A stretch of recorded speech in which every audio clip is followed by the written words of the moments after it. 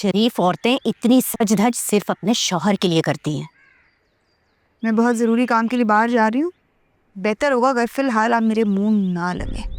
तो कौन लग रहा है तुम्हारे मुंह? मुझे कोई शौक नहीं है, और वैसे भी मैं तुम जैसियों के मुंह तो बिल्कुल नहीं लगती। तो भाई क्यों लग रही है? फिर जाएं यहाँ से, जाके अपना काम करें। इधर दो गाड़ी की चाबी। क्या बदतमीजी है ये? आपकी हिम्मत कैसी हुई कि मेरे हाथ से इस तरह चाबी खींच सके? मैं बुरी, मेरा बेटा बुरा, हमारी दी हुई हर चीज बुरी, तो फिर हमारी दी हुई गाड़ी क्यों चला रही हो? छोड़ दो ना इसे भी।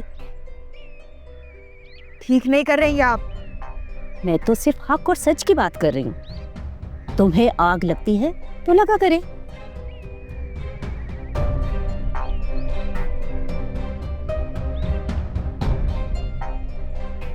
इतना जिद करूंगी कि कभी वापस नहीं आएगी।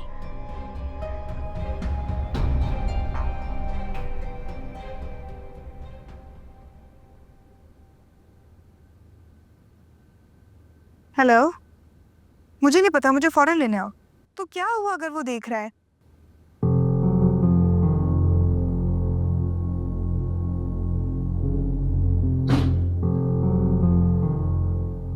तो मेरा शक बिल्कुल ठीक निकला। तुम्हारी जिंदगी में वाकई कोई है। तुम्हें शर्म नहीं आती इस तरह अपनी शादीशुदा बहन पर इल्जाम लगाते हुए? मेरी कोई फ्रेंड भी हो सकती थी। एक बात याद रखना, तुम मेरी बहन हो तो नबील भी मेरा भाई है। उसके साथ में कोई नाइंसाफी नहीं होने दूंगी, चाहे कुछ भी हो जाए।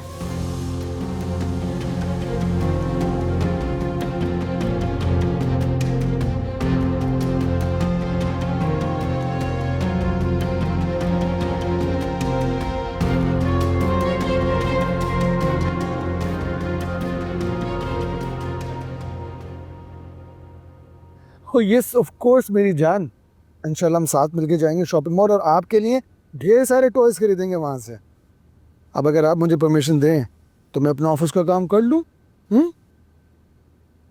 खुदा हाफिज़, थैंक यू। अच्छा, रुहान से बात हो रही थी? जी बाबा। भाई, जब से रुहान घर से गया ना, घर में सन्नाटा छाया हुआ। बच्चे वाकई घर की रौनक होते हैं। सही कह रहे हैं बाबा आप। जब तक रुहान हमारे जिंदगी में नहीं था तब तक एहसास भी नहीं था।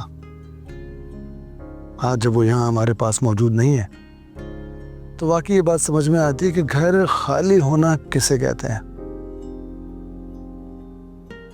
तुम्हें पता है, रोज 2 दफा मुझे कॉल करता है और कहता है दादा आई मिस यू। मैं कहता हूँ भाई, अगर इतना मिस कर रहे हो तो घर वापस आ जाओ। बस इस बात पे कंफ्यूज हो जाता है। बच्चे भी ना। सर, कोई नहीद साहब आई है आपको मिलने के लिए।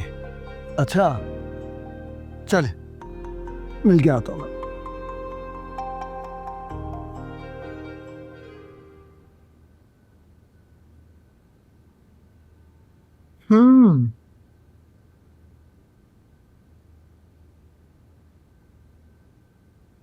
अरे आंटी, आप अस्सलाम वालेकुम, कैसे हैं आप? वालेकुम अस्सलाम। जीते रहो। मैं बिल्कुल ठीक हूँ अल्हम्दुलिल्लाह। भाई, तुम तो ऐसे अमेरिका से भागे कि अपने दोस्त की और उसकी मदर की दोबारा खबर ही नहीं ली। I'm सॉरी आंटी, बस यहाँ आने के बाद मैं बिजी इतना हो गया कि वो जो अमेरिका मूव करने का प्लान था उसमें मैं इम्प्लीमेंट नहीं कर पाया कुछ भी। हाँ, तो अब मुझे तुम खड़े ही रखोगे या बैठने को भी बोलोगे? I'm सॉरी, प्लीज बैठिए ना, बैठिए ना, आइए बैठिए। Thank you.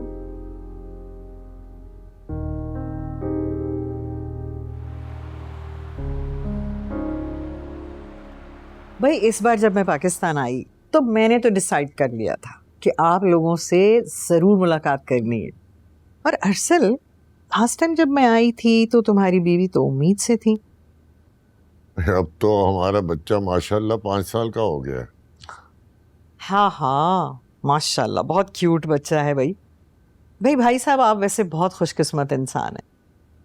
बेटा आपका अमेरिका में रहता रहा, लेकिन हमेशा इसे आपकी फिक्र सताती रहती थी। अलबत्ता बीवी इसकी बहुत बदल गई है, लग ही नहीं रहा कि मैंने इससे पहले मुलाकात की है। आंटी 5 साल में तो गवर्नमेंट चेंज हो जाती है, कि तो फिर भी मेरी वाइफ है। बस आप थोड़ा बहुत बदलाव तो आता है।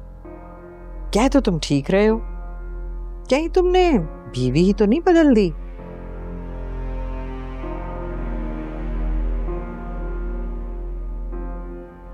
अरसल भाई, ये है ना तुम्हारी बीवी?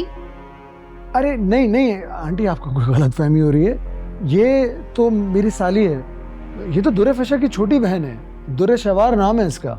मुझे अच्छी तरह याद है अरसल, जब मैं लास्ट टाइम आई थी यही लड़की प्रेग्नेंट थी। तुम्हारी सास ने भी बताया था कि यही दुर्रे फिशा है और ये प्रेग्नेंट है। इससे तो मेरी मुलाकात ही नहीं हुई। अरे नहीं नहीं बहन, आपको यकीनन गलत फहमी हुई। नहीं बाबा, एक सेकंड मैं क्लियर करता हूँ। एक्चुअली आंटी, जब मैं अमेरिका में था ना, तो ये मेरी सिस्टर इन लॉ और सास यहाँ आई थी रहने के लिए। बाबा भी यहाँ मौजूद नहीं थे, ये गए हुए थे दुबई अपनी सिस्टर के पास काफ़ी लंबे अरसे के लिए। तो शायद हो सकता है आपको कोई गलत फहमी हो रही हो। हो सकता है, तुम ठीक कह रहे हो। शायद मुझ पे ही बुढ़ापा आ गया है। बुढ़ापा तो कर सकते हैं ना। और बताएं वहाँ के हालात कैसे हैं? अच्छा भाई, तुम लोग बातें करो, मैं जरा 2 मिनट में आता हूँ। जी जी बाबा।